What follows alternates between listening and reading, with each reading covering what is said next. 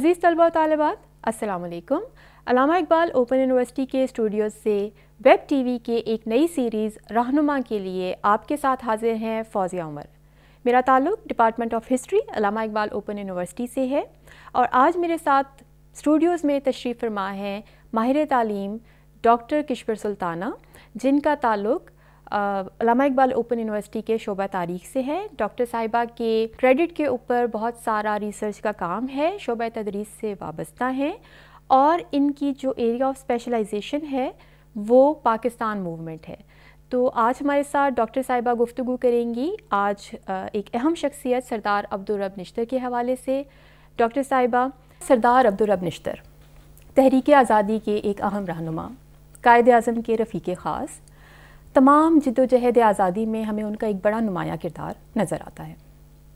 सरदार अब्दुल रब निश्तर का ताल्लुक़ एक ऐसे सूबे से है जो अगर हम 20वीं सदी की बात करें तो ये एक ऐसा सूबा था जो आइनी और सियासी लिहाज से निस्बतन पसमानदा था हिंदुस्तान के बाकी सूबों के हवाले से। तो सरदार अब्दुल रब निश्तर ने एक ऐसे माहौल में आँख खोली, एक ऐसे सूबे में आँख खोली जहाँ आइनी इस्लाहात 1901 में शुरू होती हैं, जबकि बाकी सारे हिंदुस्तान में ये सिलसिला बहुत पहले शुरू हो चुका है। रादर आइनी इस्लाहात नहीं, सूबा जब बनता है पंजाब से अलग किया जाता है इन द ईयर 1901 और फिर आइनी इस्लाहात के लिए मज़ीद उसको 20-25 साल 30 साल इंतज़ार करना पड़ता है। तो एक ऐसे माहौल, एक ऐसे सूबे से ताल्लुक़ रखने वाला एक ऐसा रहनुमा जो बाद में तहरीक आज़ादी के लिए नागुज़ीर बन गया, उसकी इब्तदाई ज़िंदगी के बारे में थोड़ा सा बताइए। कहाँ पैदा हुए, इब्तदाई तालीम कहाँ से हासिल की और किस तरह से वो अमली सियासत में उन्होंने कदम रखा। बहुत शुक्रिया फ़ौज़िया कि आपने मुझे एक इतनी अच्छी शख्सियत जिन्होंने तहरीक पाकिस्तान में नो डाउट बहुत अहम किरदार अदा किया और इसके साथ साथ वो कायद आज़म के काबिल एतमाद साथी की हैसियत से भी तारीख़ की किताबों में दर्ज हैं और उनका नुमाया किरदार हमें नज़र आता है। जहाँ तक हम उनकी इब्तदाई ज़िंदगी के हवाले से अपने तलबा तालिबात को आगाह करना चाहें तो यहाँ मैं अपने तलबा तालिबात को ये बताती चलूँ कि सरदार अब्दुल रब उनका नाम था और तखल्लुस जो था वो निश्तर के हवाले से था। अच्छा, उनकी पैदाइश सूबे सरहद ही के एक इलाके पेशावर के एक नवाही मोहल्ले से हुई। 1899 में उनकी पैदाइश होती है और ये जिस तरह आपने अपने इंट्रो में बताया कि सरहद का सूबा जो कि 1901 में अलग होता है पंजाब से और फिर जाहिर है यहाँ पर जो पॉलिटिक्स चल रही है वो बरसगीर पाक व हिंद के दूसरे सूबों से कदरे मुख्तलिफ थी। वो मुख्तलिफ थी ये भी मैं अगर तलबा तालिबात को आगाही देना चाहूँ तो हमें नज़र आता है कि उस वक़्त खुदाई खिदमतगार और इंडियन नेशनल कांग्रेस का इस सूबे में असर व रसूख बहुत ज़्यादा था और यहाँ के जो लोकल लीडर थे बहुत ज़्यादा लीडर थे, लेकिन जो नुमाया किरदार अदा किया वो खान अब्दुल गफ़ार ख़ान और खुदाई खिदमतगार। मैं आपको ये बताऊँ कि इब्तदा में सरदार अब्दुल रब निश्तर ने इब्तदाई तालीम अपने ही इलाके के मिशन स्कूल्स में हासिल की, फिर मैट्रिक का इम्तिहान पास किया, फिर FA की तालीम भी की, लेकिन इनकी शख्सियत को बनाने में अहम किरदार जो है वो माहौल ने बहुत ज़्यादा अदा किया। वो कैसे किया? वो इस तरह किया कि जब ये 1920 में एक FA के तालिब इल्म थे जो आज भी देखें एक आम तालिब इल्म, लेकिन मैं आपको ये बताऊं कि उस वक़्त हालात ऐसे थे, सियासी हालात भी, मुआशरती हालात भी और मुआशी हालात भी, जिसने सरदार अब्दुल रब के ज़हन पर वो नकूश छोड़ी। देखिए, अगर हालात का जायज़ा लें तो हमें नज़र आता है कि सरदार अब्दुल रब निश्तर खुदाई खिदमतगार में की जो सरगर्मियाँ हैं उनमें पेश थे। अच्छा, खान अब्दुल गफ़ार ख़ान के साथ उनके ताल्लुकात बहुत अच्छे थे, लेकिन जब तहरीक पाकिस्तान के जो इवेंट बरसगीर पाक व हिंद के दूसरे इलाकों में हो रहे हैं तो वहाँ जब उन्होंने रवैया देखा, और यहाँ ये भी मैं आपको बताऊँ कि सरदार अब्दुल रब निश्तर ने अपनी सियासी कैरियर का जो आगाज़ है बेसिकली देखा जाए वो इंडियन नेशनल कांग्रेस के प्लेटफॉर्म से किया और बेसिकली सरदार अब्दुल रब निश्तर ने एक लॉयर थे, قانون کی تعلیم حاصل کی اور سیاست میں حصہ اپنے زمانہ طالب علمی میں ہی لینا شروع کر دیا. لیکن باقاعدہ طور پر اگر کہا جائے کہ کسی لیڈر نے سیاست میں کب حصہ لیا تو انڈین نیشنل کانگریس کے پلیٹ فارم سے. لیکن انڈین نیشنل کانگریس کے پلیٹ فارم میں جب انہوں نے آغاز کیا، ابوالکلام آزاد اور دوسرے لیڈرز کے ساتھ ان کے بڑے اچھے تعلقات تھے. اب سوال ہمیں یہ نظر آتا ہے کیوں ان کے ذہنوں میں انگریز سامراج سے نفرت ابھری، ہندو سے نفرت کیوں ابھری؟ کیوں انڈین نیشنل کانگریس میں رہتے ہوئے جب انہوں نے ہندوؤں کے متعصب رویے کو دیکھا، صرف رویے کو نہیں دیکھا بلکہ عملی مظاہرہ بھی دیکھا، تو انہوں نے اپنی تمام تر ہمدردیاں صرف اور صرف مسلمانوں کے حقوق و مفادات کی طرف لے کے چلے گئے. اور تھوڑا سا ہم یہ بھی دیکھتے ہیں کہ جب وہ انٹرمیڈیٹ میں تعلیم حاصل کر رہے تھے تو اس وقت جو ان کے مضامین ہیں تو وہ سیاست اس وقت انہوں نے پڑھی اور تاریخ انہوں نے پڑھی، اور پھر جو اس وقت کا زمانے کی نارم ہے اس کے مطابق قانون کی تعلیم حاصل کی، اور اس کے بعد وہ عملی سیاست میں آتے ہیں. تو ڈاکٹر صاحبہ کیا آپ کو لگتا ہے کہ یہ جو بیک گراؤنڈ نالج تھا تاریخ کے مطالعے کا اور پھر جو وکالت ہے اس نے ان کو وہ ایڈوکیسی سکھا دی کہ وہ کاز آف پاکستان کے لیے زیادہ ووکل ہو گئے؟ اور جس طرح آپ نے بتایا انیشلی انہوں نے انڈین نیشنل کانگریس سے شروع کیا اور اس کے بعد وہ مسلم لیگ میں چلے گئے.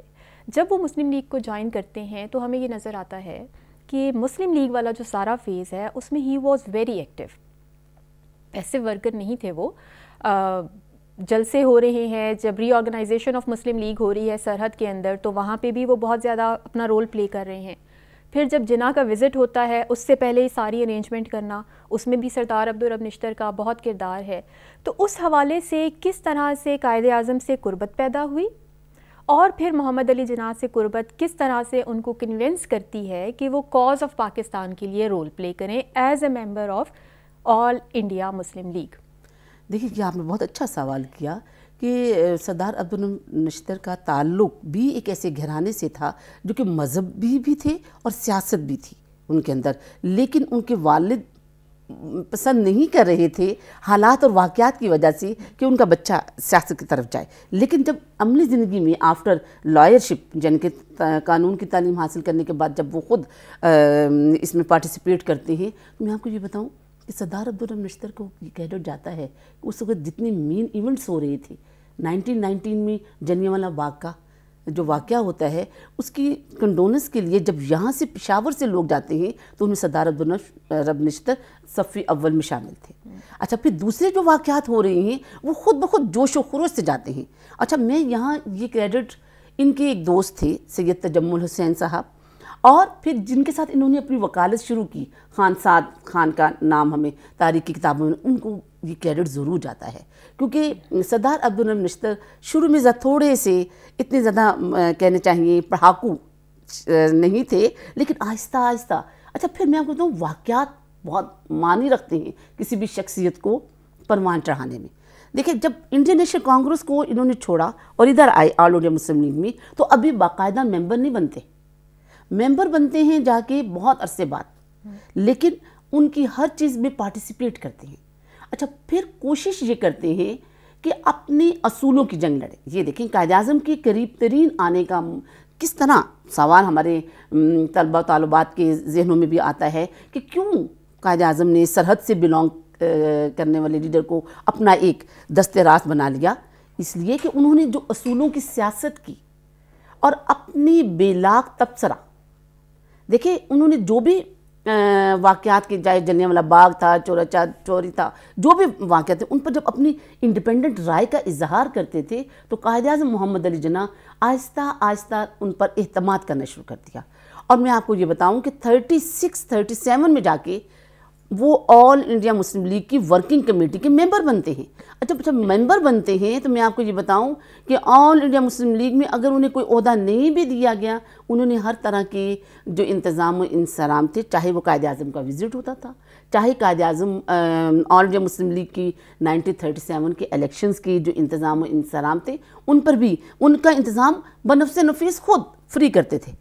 اچھا پھر یہاں بھی ایک اور انٹرسٹنگ بات ہے کہ 37 کے الیکشنز ہو رہے ہیں، انڈین نیشنل کانگریس بہت فورس کر رہی ہیں ان کو، اپنے حلقہ ہے باپ سے بھی جو بھی ان کا سرحد کا تھا کہ جی آپ ہمارے پلیٹ فارم سے الیکشن لڑیں.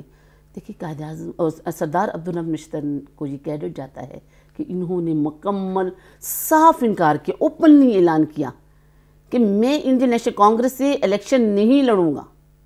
اور یہ چیز ایک ووکل، جس نے آپ نے بتایا، ایک بے باک لیڈر، اور بے باک لیڈر جو کہ اپنے بھروسے پر ایک نمایاں لیڈر کے طور پر ہم تحریک پاکستان کے اس کارواں میں شامل ہوا جس کو قیام پاکستان کے بعد بھی ہم بعد میں اس چیز کو ڈسکس کریں گے، ان کو پالیٹکس میں بہت زیادہ اہمیت دی گئی. اچھا، پھر آپ کو یہ بھی بتاتی چلوں کہ جو ڈے آف ڈیلیورنس منایا جاتا ہے آل انڈیا مسلم لیگ کا، سب کانٹیننٹ میں جہاں کہیں بھی منایا گیا تھینکس گیونگ کے طور پر، اس کے تمام ارینجمنٹ کو سردار عبدالرب نشتر کو اس کا محافظ بنایا گیا، معاون بنایا گیا. اور آپ سب اور تاریخ کے اوراق بھی اس بات کی گواہی دیتے ہیں کہ اتنا پرامن ڈے آف ڈیلیورنس منایا گیا جو کہ اس سے پہلے نہیں منایا گیا تھا. درست فرمایا آپ نے. اور اس کے بعد پھر ہم یہ دیکھتے ہیں کہ جب 1945-46 کے الیکشنز ہوتے ہیں اور ان الیکشنز میں آل انڈیا مسلم لیگ ایک ایبسولوٹ میجورٹی کے ساتھ سامنے آتی ہے، تو جو انٹرم گورنمنٹ بنتی ہے، عبوری حکومت، اس میں بھی سردار عبدالرب نشتر شامل ہوتے ہیں.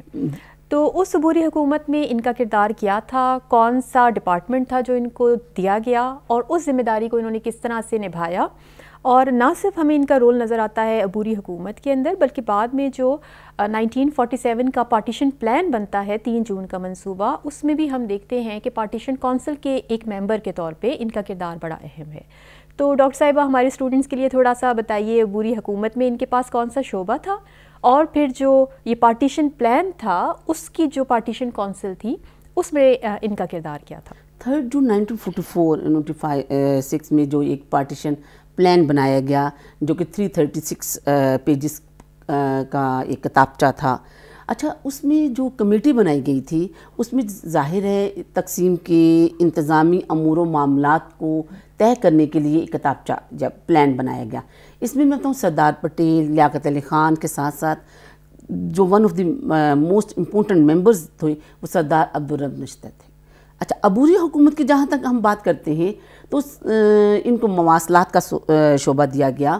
اور میں آپ کو یہ بتاؤں کہ سردار عبدالرب نشتر کو یہ کریڈٹ جاتا ہے کہ یہ اس چیز کے محتاج نہیں تھے کہ مجھے کوئی ڈیوٹی دی جائے گی تو میں یہ کروں گا، میں سرحد جاؤں گا، میں پنجاب جاؤں گا، میں بنگال جاؤں گا. یہ اپنے طور پر خود چلے جاتے تھے. ہر ایک کے پاس پاکستان کے کاز لے کے جا رہے ہیں اور ان کو سمجھا رہے ہیں، اس طرح لیکچر دیے جا رہے ہیں کہ معلوم نہیں کہ کیا ان کے اندر محب وطنی بہت زیادہ موجود تھی.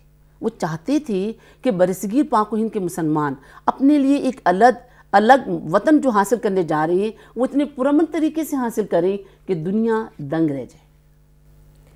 ویری ویل سیڈ ڈاکٹر صاحبہ. اور اس میں ہمیں نہ صرف سردار عبدالرب نشتر بلکہ قائد اعظم کے جتنے بھی رفقائے کار تھے وہ تمام بے لوث وابستگی اور ایک جس کو ہم کہتے ہیں نا بہت کمٹمنٹ اور ڈیووشن کے ساتھ کسی ایک آبجیکٹیو کو سیٹ کرنا اور پھر اس کو اچیو کرنے کے لیے اپنی ساری انرجیز اس کے اوپر یوٹیلائز کر دینا، وہ سلسلہ بھی ہمیں یہاں پہ ہوتا ہوا نظر آتا ہے. پاکستان بن گیا، 14 اگست 1947 کو آزادی حاصل ہو گئی.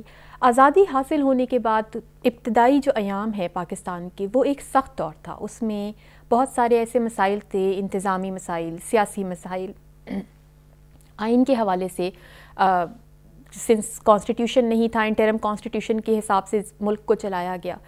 تو آزادی کے فوراً بعد وہ لیڈرشپ جنہوں نے پاکستان حاصل کیا، اب ان کی دوہری ذمہ داری تھی کہ انہوں نے آزاد تو کروا دیا، اب اس پاکستان کو اپنے قدم پر کھڑا کرنے کے لیے اپنی سروسز دوبارہ سے دینی ہے، اور وہ میرا خیال ہے ڈبل رسپانسبلٹی ہو گئی.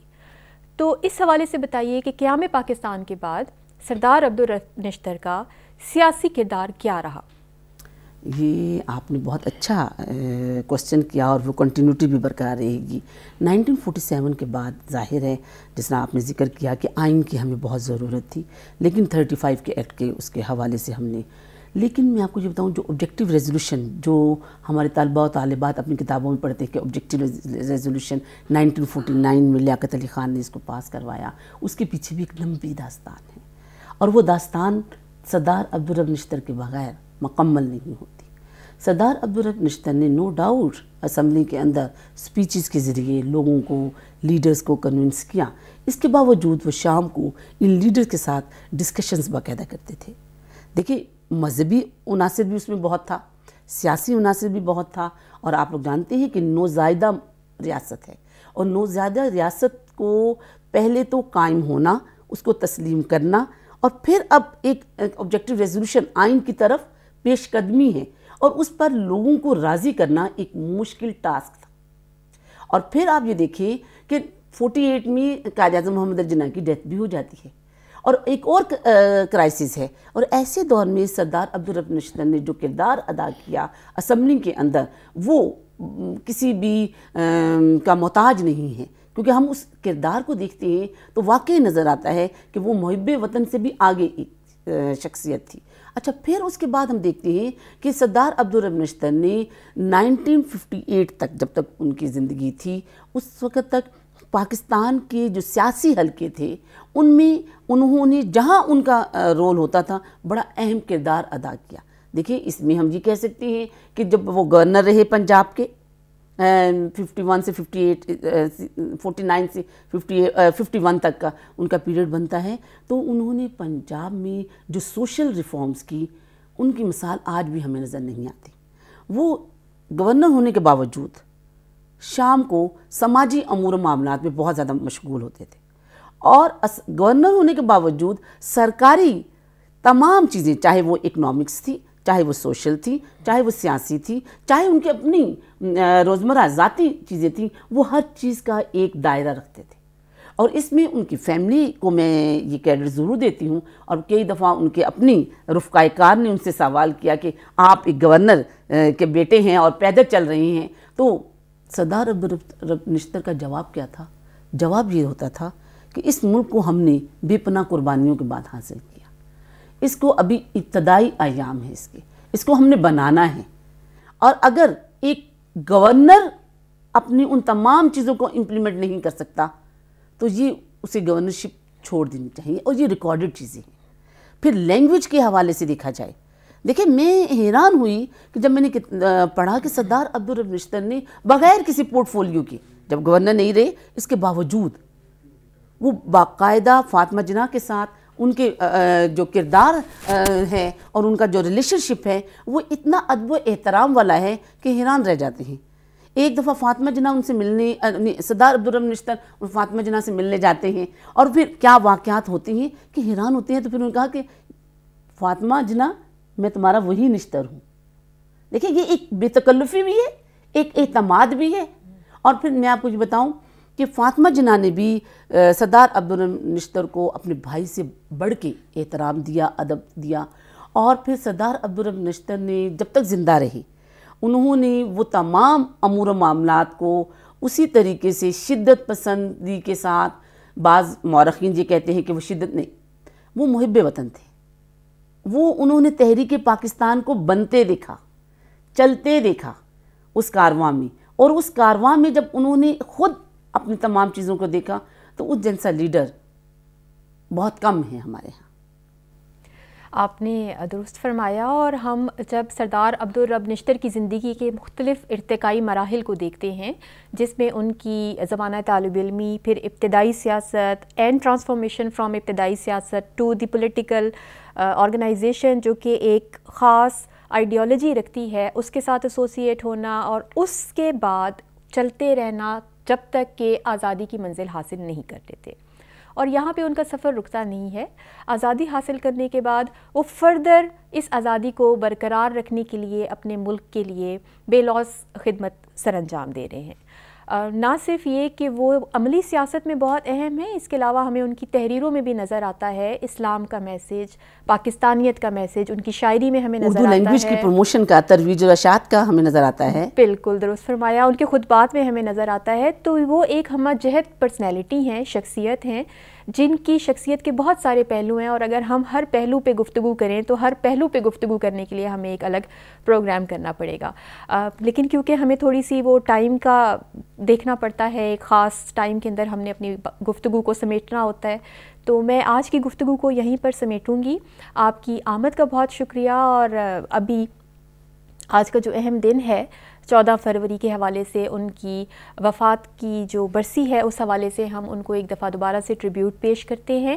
مختصراً کوئی ایسا پیغام جو آپ ان کی زندگی سے اخذ کرتی ہیں ہمارے آج کے اسٹوڈنٹس کے لیے مشعل راہ کے طور پہ، اگر آپ ہمارے اسٹوڈنٹس کے ساتھ شیئر کرنا چاہیں. دیکھیے طالبات کو تو میں یہی کہوں گی کہ سردار عبدالرب نشتر کی زندگی سے جو ہمیں سبق ملتا ہے کہ آپ کے سامنے جو منزل ہے وہ واضح ہونی چاہیے، اور جب منزل ہے تو وداؤٹ کمپرومائزنگ، وداؤٹ کہ آپ یہ ایکسکیوز کیے بغیر کہ مجھے ہرڈلز ہیں، میں یہ نہیں کر سکتا یا کر نہیں سکتی، اپنے راستے کی طرف گامزن رہیے ود پرنسپلز، ود جسے کہنا چاہیے نیک نیتی کے ساتھ. اچھا، اور اپنی سچائی کو نہ چھوڑیں. جو سردار عبدالرب نشتر، دیکھیں سردار عبدالرب نشتر کو آفٹر پارٹیشن ہم دیکھیں تو ہمیں نظر آتا ہے کہ انہیں کیا ایمبیسڈرشپ کی بھی بہت آفرز ہوئی، لیکن انہوں نے نو کمپرومائز آن پرنسپلز، تو اصولوں کی سیاست بھی کی اور خود اصولوں کے شخص اور امین کے طور پر بھی تاریخ کی کتابوں میں پہچانے جاتے ہیں.